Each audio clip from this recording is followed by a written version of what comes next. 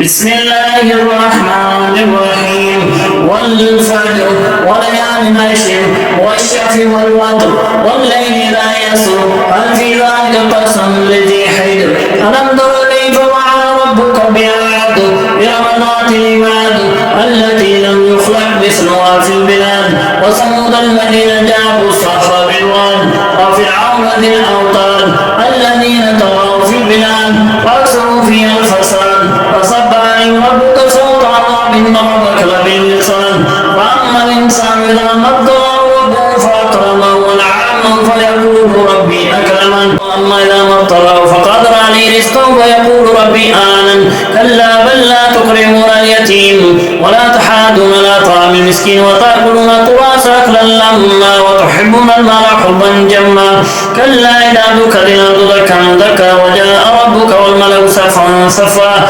وجيء يومئذ بجهنم يومئذ يتذكر الإنسان وأن له الذكرى يقول يا ليتني قدمت لحياتي فيومئذ لا يعذب عذابه أحد ولا يوثق وثاقه أحد يا أيتها النفس المطمئنة ارجعي إلى ربك راضية مرضية فادخلي في عبادي وادخلي جنتي.